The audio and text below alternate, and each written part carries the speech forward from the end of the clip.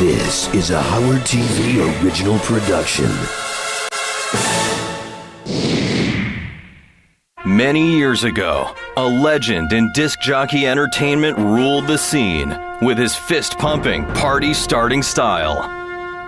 From weddings to graduation parties to bar mitzvahs, there wasn't a New York area crowd that he couldn't corral into a frenzy. But like all good times, they simply don't last forever. This is the story of one DJ's rise, fall, and chance at redemption. This is the story of DJ Black Cloud, the return of Scott the Engineer.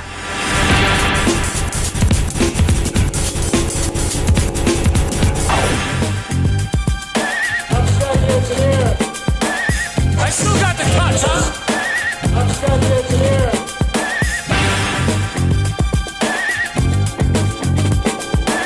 I'm Scott the Engineer.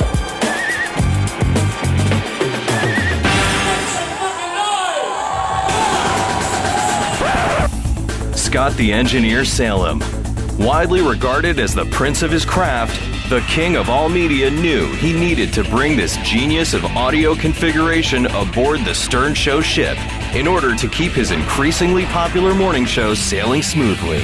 I do remember that Scott was a recording engineer at WPLJ. That was his credential, and he was really good at it. He was good at working in the studio, cutting tape and recording bits. He was quick, he was efficient, and he somehow came to K-Rock. I guess we hired him.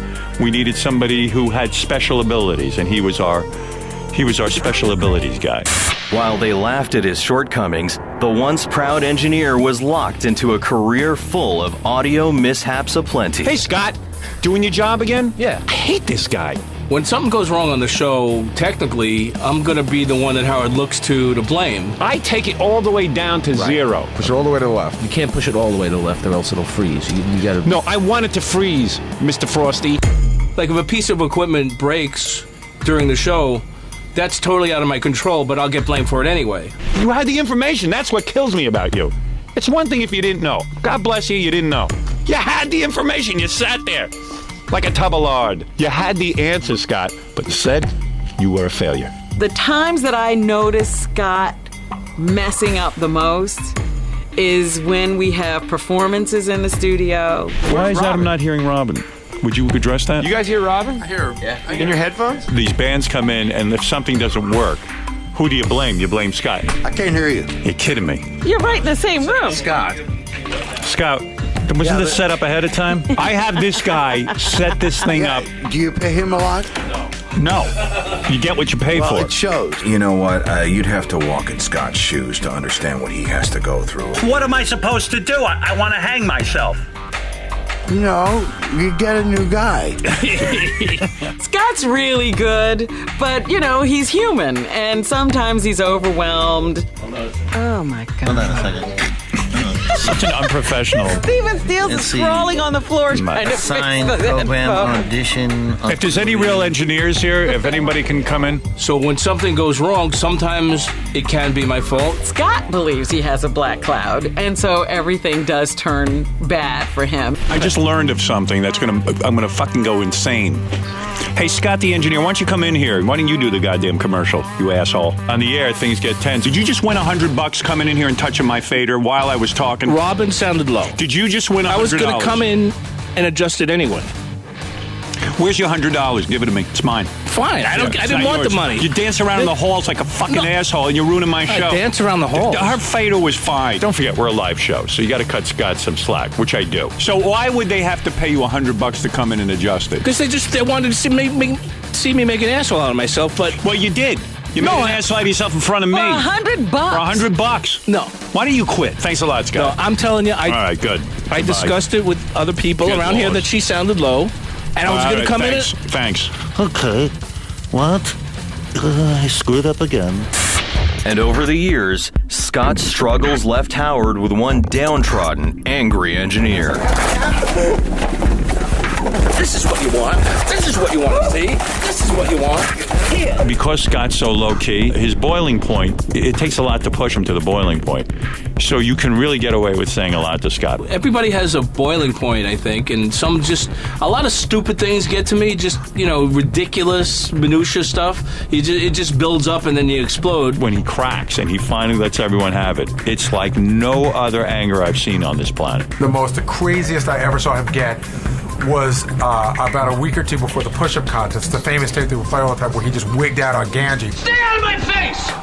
Scott, I told you. Get out of my face! Mike Ganji, he really got me mad one time when we were doing the push-up challenge, and they came to the gym to film me. And I just asked him, I said, can you please hold the footage until after I do the push-ups? So he went ahead and just showed it to Howard, and that just it set me off. Told you not to use the goddamn tape.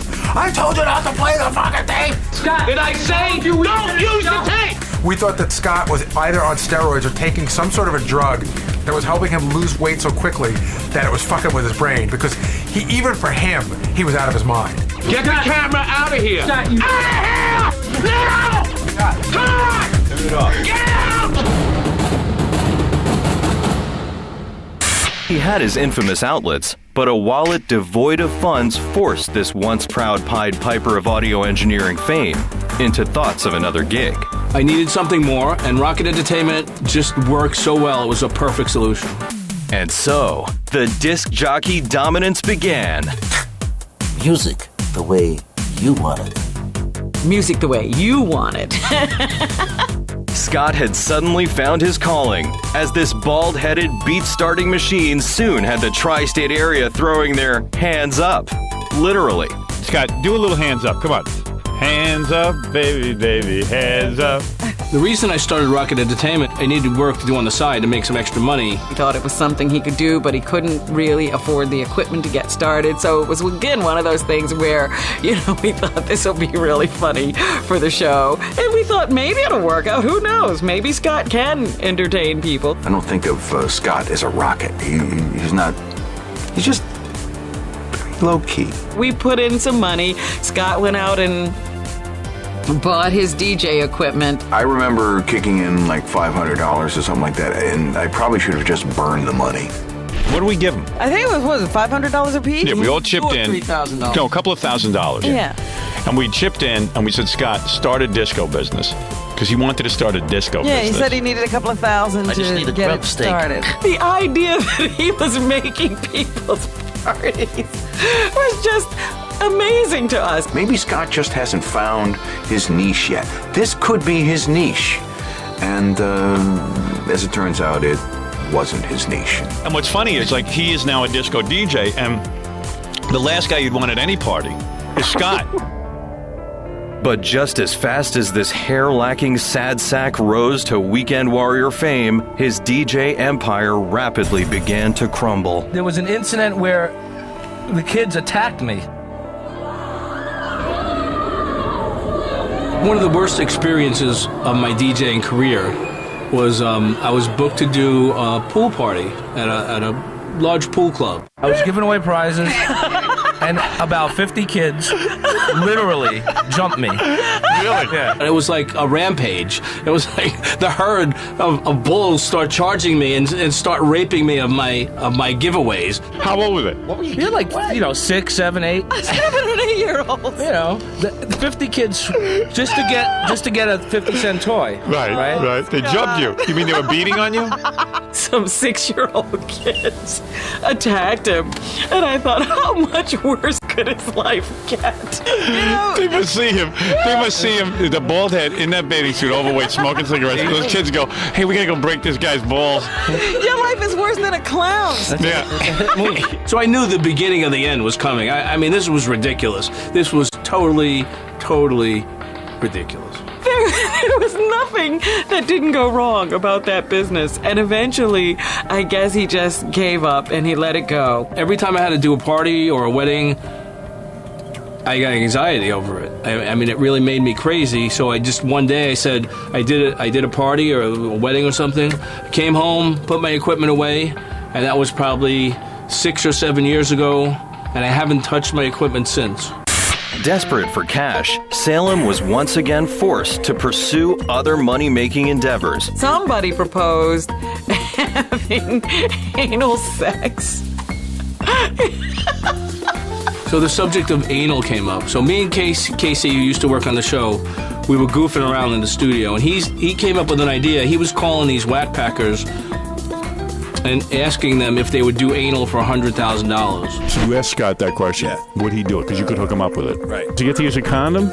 At least? Yeah. Okay, You all right. can use it. Safe sex. It sounds like Scott's been taking anal for years. Yeah, I let a guy fuck me in the ass. You get me $250,000, I'd do it right here on the floor. Really? That's right. For $250,000, you'd go 2 minutes. That's right. Wow. That's like riding a bull. Do you believe him? I mean, I know Scott really well, and Scott does not have a gay bone in his body. You know, we've discussed. Who knows? Soon he will. Of course, the money was good. Who wouldn't want $250,000? But I don't think it was worth that kind of money for the ridicule that it would have gone through. With the prospect of anal sex in his rearview mirror, Scott contemplated a career in comedy. The idea wasn't really for me to do stand-up. It was just to come and, say hello and maybe introduce the acts, more like a host. Please welcome the one and only black-clouded man, Scott the Engineer Salem! Come on!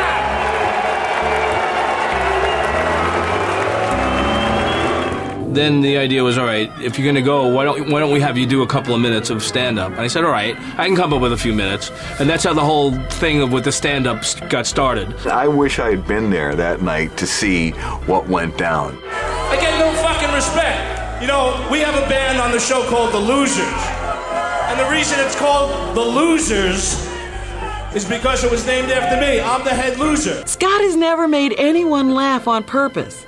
Yet he thought he was going to get on stage at a comedy club where people are rabid to throw things at you and hate you and heckle you, and that was all going to work out for him. Now, the total disrespect is I got kicked out of the fucking band. Come on, I'm the head loser and I get kicked out? What kind of bullshit is that?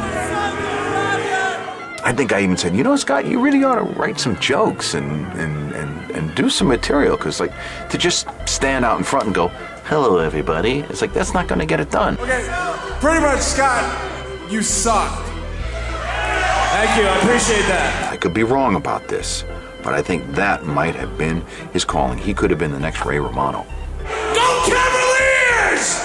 Yeah, Cleveland, let's go! Yet, despite the end of the Rocket Entertainment era, that little disc jockey flame continued to burn inside the lovable loser. Perhaps his best days weren't behind him after all. Somebody brought it up that I used to DJ and would I ever want to DJ again. You're telling me if the price wasn't right, you wouldn't come out of retirement? If the price was right, I would come out of retirement. He can't, keep up with these new DJ guys. Everything's computerized. Before I even worked on the show, I did DJ at clubs in New York.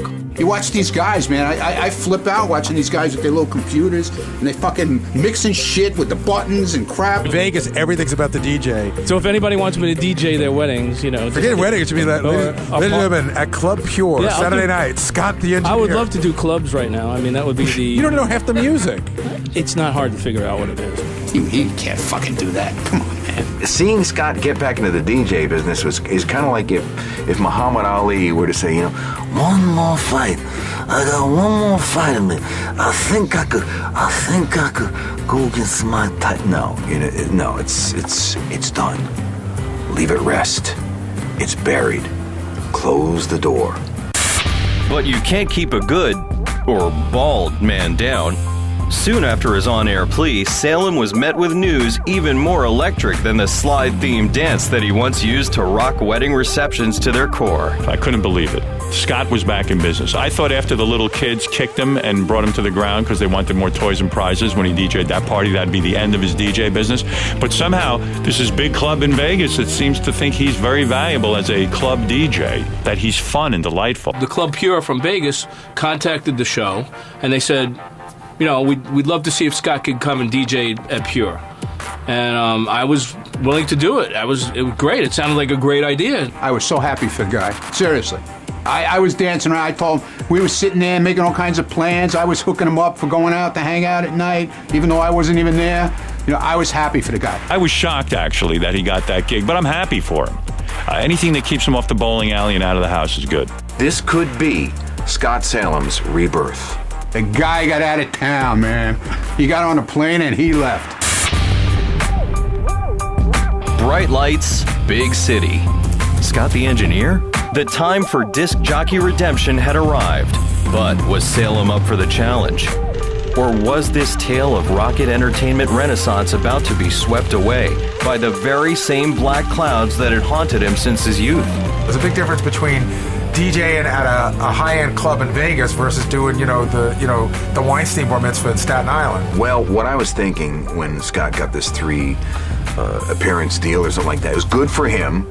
That means he's not going to be taking any cocks in his ass. I'm happy about that. I think Scott finally found something that he could do that'll make him a decent amount of money and he doesn't have to work too hard to do. You don't want to see a 60-year-old man with a cock sticking out of his ass. I'm sorry. That is not something I want to see, although there might be some strange people on our TV who do want to see that.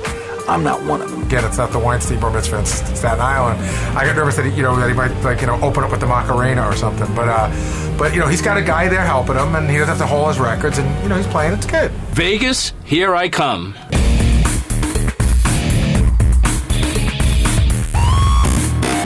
Hey, I'm Scott. Scott, it's good to meet you. I'm Hollywood. Hey, Hollywood. Pleasure. Come on in, buddy. I'm a huge fan.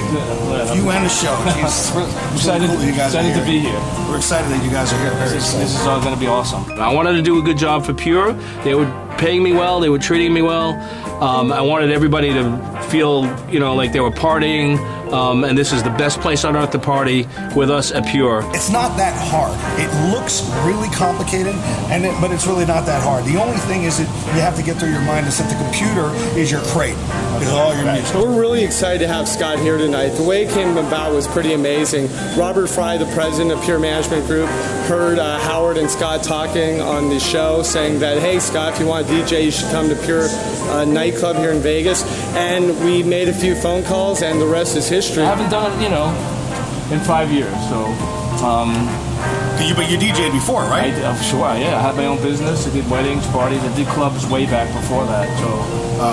but things have changed, I see. A little bit. A little bit. I think you have to look at Scott as kind of an elder statesman DJ. I'm going to just do a quick run through here. I'm excited. I don't want to fuck up, but, I thought of maybe playing like, Hands Up. You won't fuck up with me. Maybe we should do Hands Up for a little while. He's old school.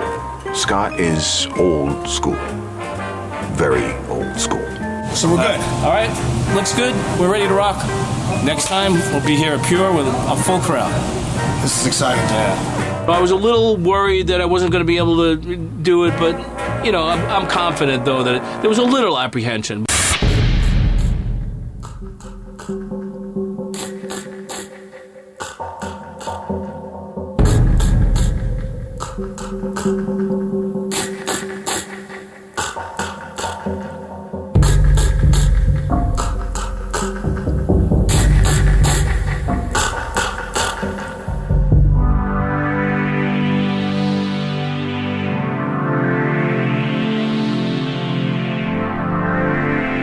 Make some noise from Howard Stern, Scott the Engineer!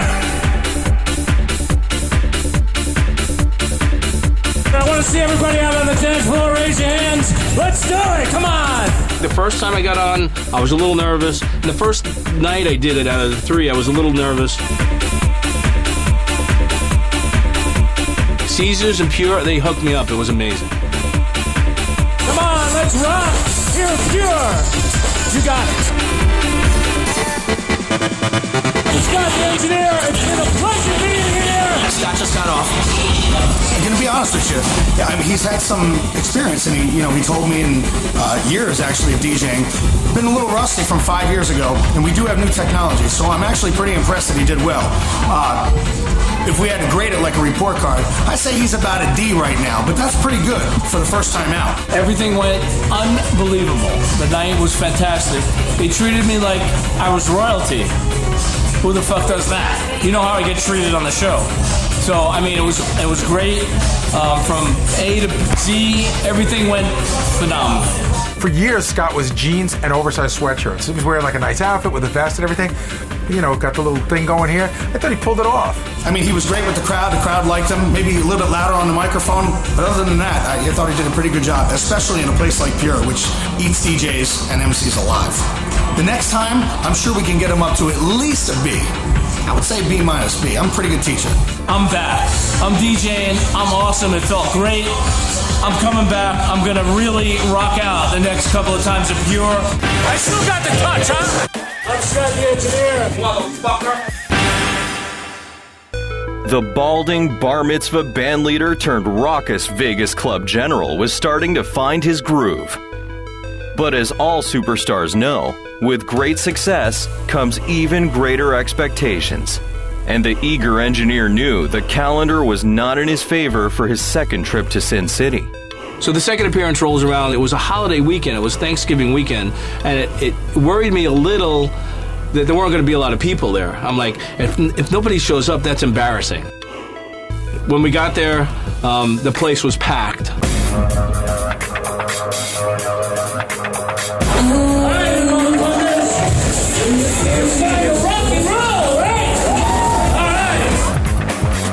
I had a few shots, loosened up, so the crowd was there and into it. I just kicked ass. It was great.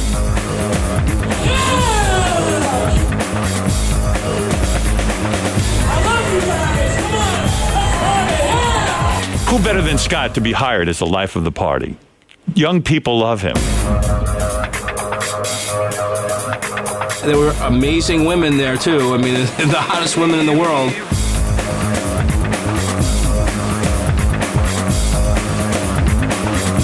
And they were into it, and they were coming for autographs, they were taking pictures. It made me feel really good, and it made me feel like, you know, I was connecting with these younger people. I mean, it was so good. I love you guys. Come on, let's party. Yeah. He seemed a little old for the crowd, but they seem to like him. You know, I guess you can get away with the old thing because he brings some amount of celebrity with him. So instead of people going, "Who's that old fuck over there?" They're like, "Isn't that old fuck from the Howard Stern show?" Second appearance was great. It was awesome. I thought it was a little better than the first. Have to give myself an A. I mean, you know, at least an A. I mean, you know, it was amazing. Had a great time. I mean, it was just. I mean, I got so wasted on that second trip. I couldn't even find my way back to the room. I still got the touch, huh? I'm Scott the engineer. Motherfucker. All right, so the third appearance is about to happen. It's my birthday. I'm psyched to go out there on my birthday and party with everybody at Pure. As his rejuvenated party persona continued to take shape, Salem shifted his focus to the many forbidden fruits that Las Vegas had to offer. The last trip out to Vegas, I was piggybacking on Scott. I had an appearance at Rick's. So we all go to Rick's, and we get there. Ronnie does this thing, and they find out it's my birthday, so they call me up on stage. Put him in a chair. Girls ripped his shirt off. Did a little lap dance for him. About 5 girls surrounding him. Guy, you could see, like, you know, the angels had beams come out, you know, out of their heads. Well, Scott was alive that night, man. He came alive. The beams were coming out of him, man. I've never seen more tits in my face at one time than, you know, I don't know, maybe in my whole life I've never seen more tits in my face.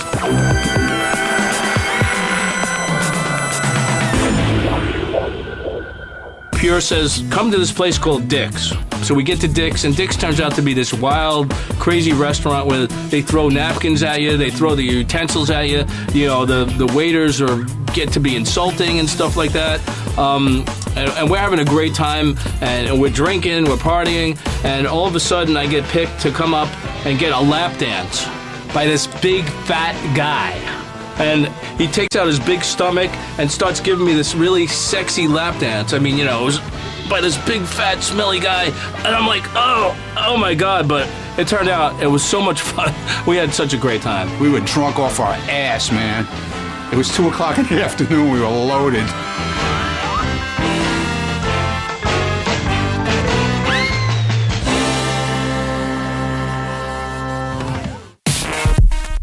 We get there, I feel so comfortable and so loose.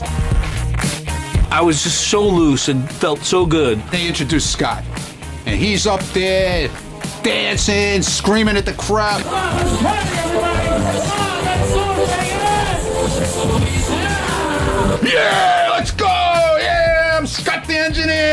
fucking carrying on. He's getting everybody going. Come on, raise your hands. Do it. Dance. Have a good time all night long. Yeah, come on up here. You want to dance with me?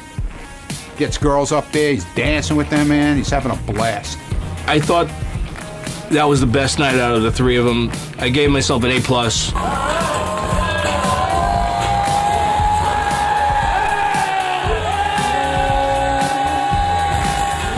Guy I never saw before. New guy in town. Scott the engineer. Alive. I was the capper of the three appearances, and afterwards it was just amazing. I felt so good. I felt that I should be doing this like once a month. So, was Scott back? Had DJ Black Cloud finally found the silver lining that he'd been looking for all along? My considered opinion is that Scott should hang up his DJ headphones and go back to being a spectator. I think Scott likes the gig of not having to bring his records and not having to work too hard. If he could figure out a way to keep doing that, even if Pure decides they're done with him, I don't doubt the phone's ringing at some other club some other nightclub in Las Vegas right now, where he might say, "Hey, I'm available." What the future holds for me as a DJ is, yes, I would probably love to do it on a part-time basis. If anybody out there wants to hire me.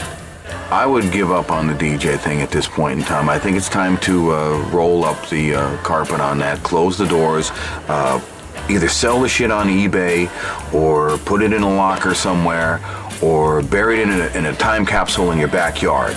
It's time to give up the DJ thing. The return of Scott to the DJ business is going to be very short-lived. I just had a great time doing it. It was a great experience. I'd love doing it. So, yeah, I would do it again. I always liked Scott. I always felt he gave his all for the show. And that's what we love about him. We bust Scott's balls a lot. The truth be told, he's a top-notch engineer. With a renewed sense of swagger, the once over-the-hill DJ was reborn, and America was once again throwing their hands up. Can I hack it as a DJ? You're damn fucking right I can hack it as a DJ. I'm back, baby.